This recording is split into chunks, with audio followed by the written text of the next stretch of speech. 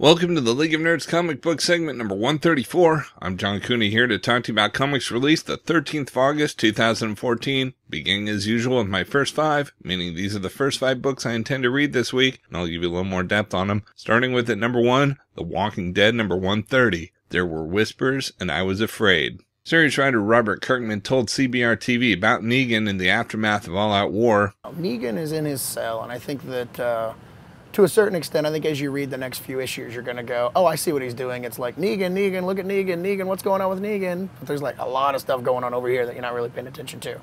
And that stuff's going to come to the forefront, and I'm pretty excited about where we're going next. But, Negan is definitely going to be an element, and there is certainly, a conflict coming up, and you're definitely like, what are you doing, Rick? You're locking this guy up in a basement? Do you think that's really the best plan? Right. That's either going to pay off or, be a catastrophic mistake that's going to change things quite a bit. I don't know which way I lean. I don't know. Walking Dead seems to go towards catastrophe, so who knows? But, wasn't that the hallmark of all great storytelling? Sure, yeah. Sure. But there's a lot of really cool stuff coming. At number 2, we have All New X-Men number 30. Past, present, and future collide as the Future Brotherhood exacts their final judgment on the All New X-Men. Plus, Angel takes control. Series writer Brian Michael Bendis spoke to CBR-TV about writing relationships for the X-Men.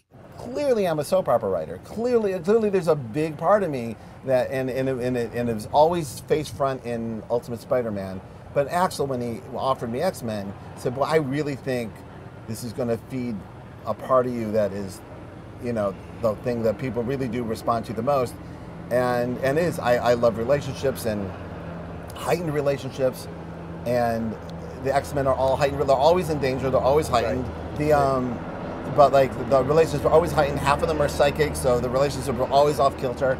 And it's great to write into. It's fantastic. At number 3, we've got Amazing Spider-Man number 5, Original Sin tie-in. The greatest untold secret of Spider-Man's world has a name, Silk. Who is this mysterious woman, and what does she have to do with Black Cat and Electro? Series writer Dan Slott explained his intention for introducing Silk. Quote, "I wanted to do something that had a major ramification to Spider-Man's world, something that really struck all the way to its core, but at the same time could leave everything you knew intact. This adds to Spider-Man's world, and it doesn't take anything out of the foundation and crumble it." Close quote. At number 4, we've got Batman number 34. 0 year is over, and the events of Batman Eternal have put Gotham City in a tailspin, but Batman is focused on finding a killer who has haunted his hometown in secret for years. This special issue features art by Matteo Scalera of Deadpool and Black Science, and sets the stage for the next major Batman story in the fall. Series writer Scott Snyder described the issue to Comic Vine at San Diego Comic-Con. 34, I co-wrote with Jerry Duggan. It's a small detective story. It's about a serial killer. I wanted to go real dark. It catches you up to continuity. Actually, where we're going to land with Batman, I've said this, but I really want to make it clear. Batman gets back from 0 year, and it's actually going to take place from that point forward at the end of Eternal. So Eternal will explain how the Batworld got as out there as it is. But we want to really get there and be like, take no prisoners. Like, instead of having it be something like everything's the same when you get back, let's go for broke. It's the 75th. So 34 will catch you up to speed. It's a very small, tight, dark mystery. It was an honor to work with Jerry, who's a really good friend in doing the Arkham Manor series, and Matteo Scalera, who I became really good friends with when we were away in Ireland at the DICE convention together. Could not be a better guy, and I love his work on Black Science and everything. He's doing the art. I'll show you some teasers. I'd show it to you now, like on my phone, but I'll show you later. But it's like, it's really spooky, and it's a very succinct one-shot. And at number 5, we've got Spider-Man 2099 number 2. Life's not easy when you're a Spider-Man from the year 2099 stuck in our present. But what's the bigger danger, bank robbers or beautiful women? Peter David's triumphant return to the character he created continues. Marvel senior editor Nick Lowe shared his enthusiasm for the series. Quote, "We're so excited about the book, and between getting Peter David back for it and the amazing talent of Will Sliney, not only is he a super talented artist, but he's a really nice guy. I got to meet him when he was in town for New York Special Edition. It's a terrific book, and there are some huge things coming. Miguel's going to play a part in Spider-Verse, and coming out of Spider-Verse is one of the coolest macro stories that I've ever heard of that Peter and editor Ellie Pyle came up with. It's a fascinating concept. I don't want to talk too much about it now, now, but it is super mind-bending and really, really cool. It plays into the cleverest areas of Peter's manic brain." Close quote. Rounding out the top 10 at number 6, we've got United States of Murder, Inc. number 4. This new crime epic saga from the award-winning creators of Powers continues. Valentine and Jagger are on the run as the 5 families meet to decide the fate of the United States of Murder, Inc. Every issue delivers powerful visuals by Eisner Award winner Michael Avon Alming and a story by the writer of some of your favorite Marvel comics, including All New X-Men. At number 7, we've got X-Men number 18, from the executive producer of TV's Arrow, new creative team, and a new mission for the first all-female team of X-Men. SWORD is Earth's premier counterterrorism and intelligence agency when it comes to dealing with extraterrestrial threats. But when the ferocious Shi'ar warrior Deathbird lands on their doorstep at the brink of death, SWORD calls in the X-Men to investigate. But are the X-Men equipped to handle the horrific new threat that's emerged from the edge of space?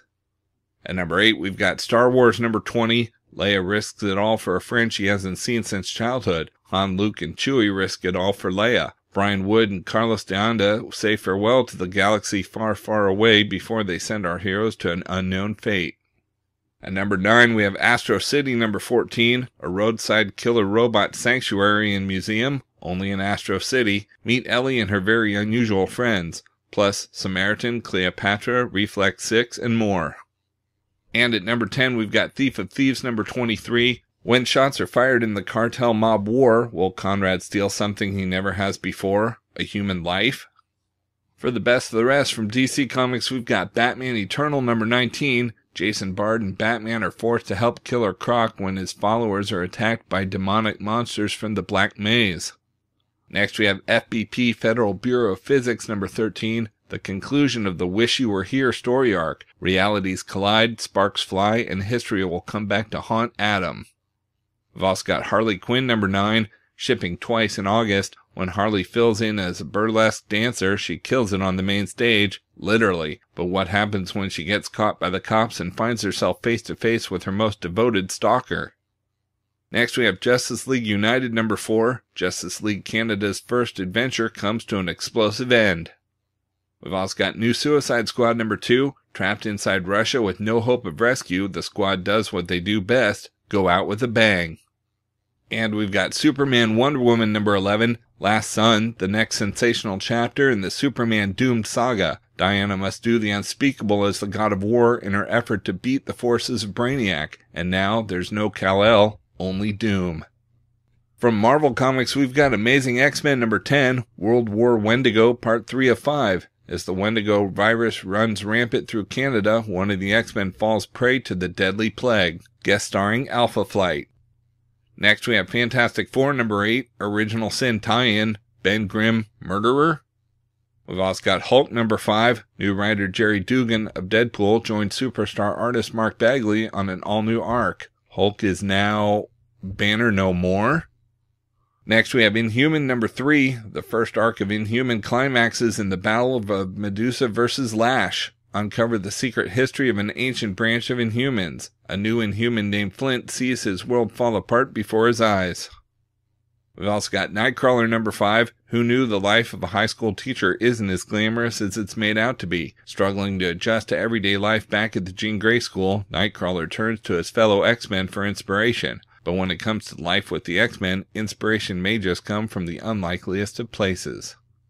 Next, we have Nova Special number 1, conclusion to the Uncanny X-Men Iron Man Nova crossover, No End in Sight. Nova gets tied up into an adventure with the Uncanny X-Men and Iron Man that takes him halfway across the galaxy. See 3 of the best books at Marvel collide. We've also got Original Sin number 7 of 8, The Last Battleground.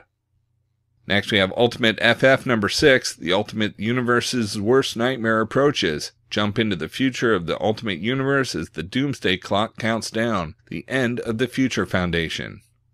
And we've got Wolverine and the X-Men number 7, guest starring Matt Murdock. Melita Garner returns, but not for romance. She's got something on Logan that throws the entire school into uproar. Little does Melita know she's also drawn the attention of the Red Right Hand. From Image Comics, we've got Genius number 2 of 5. Genius issues 1 through 5 weekly through August. The winner of Top Cow's pilot season makes its triumphant return to print. What if the greatest military mind of our generation was born to a people who are already supremely conditioned to wage war, who know nothing but violence since birth, and must continually adapt to new predators in order to survive? What if the second coming of Alexander the Great, of Genghis Khan, of Napoleon, of Patton? What if it was a teenage girl from South Central LA named Destiny? And what if she decides to secede 3 blocks of the hood from the Union? Who's going to take it back from her and her army of gangbangers? Who can? From writers Mark Bernardin and Adam Freeman and rising star artist Afua Richardson comes a harrowing, action-packed tale of the city that declares war on a brilliant young woman pushed to the edge. From Valiant Entertainment, we've got Armor Hunters number 3 of 4, All Out War. 5 alien armor hunters now control the planet, millions are dead, and that was only the beginning. But if Exo Man-O-War surrenders now, will he spare the Earth or spell its doom?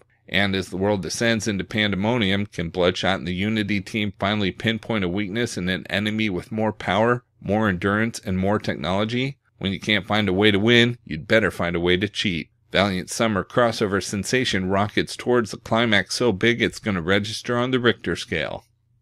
And we've got Unity number 10, in battle with the Armor Hunters. Mankind is locked in a life-or-death struggle against the alien armor hunters, and the fate of civilization itself now lies with the unlikely team of short-tempered walking weapons called Unity. Can Exo Man-O-War give Ninjak, Livewire, and Eternal Warrior enough of an edge to stop the galaxy's most feared team of hunter-killers before more die? There's no quarter asked and none given as Valiant's all-star super team goes on the offensive. Out in trades this week, we've got Batman Earth 1 trade paperback, the spectacular original graphic novel by writer Jeff Johns and artist Gary Frank, the acclaimed team behind Superman's Secret Origin and the Shazam stories in Justice League. In the tradition of Superman Earth 1, this tale gives new insight into Bruce Wayne's first year as the Dark Knight. In this all-new take on the Batman mythos, Bruce Wayne is on the hunt for his parents' killer. His target? The mayor of Gotham City. Plus, who is Alfred Pennyworth and why is he so determined to put an end to the Batman? And we've got Invisible's Deluxe Edition Volume 2 hardcover. This deluxe hardcover focuses on Lord Fanny's past as a prostitute in Brazil, while King Mob leads the team in the search for the missing Jack Frost. The King Mob's past as a mob super agent is revealed when he's captured and tortured by his enemies. Collects the Invisibles number 13 through 25 and a story from Vertigo Winter's Edge number 1. Okay, so that's just a few of my favorite books out this week, but there's still plenty of others available, and I broke out all the Marvel titles this week in their own video, as well as a separate video for all of DC, and even a video with the top independent publishers, and you can find them all on my YouTube channel at he'sgotissues.com. And we'll also have links up on the leagueofnerds.com, our Facebook page, so be sure to like us there too. Of course, you can follow everything I'm reading on Facebook, Pinterest, Tumblr, or Twitter. You can find the links to everything in the About section at he'sgotissues.com. And a reminder that both He's Got Issues and the League of Nerds are proud members of the Comics Podcast Network. So until next week, I'm John Cooney, and I've got issues.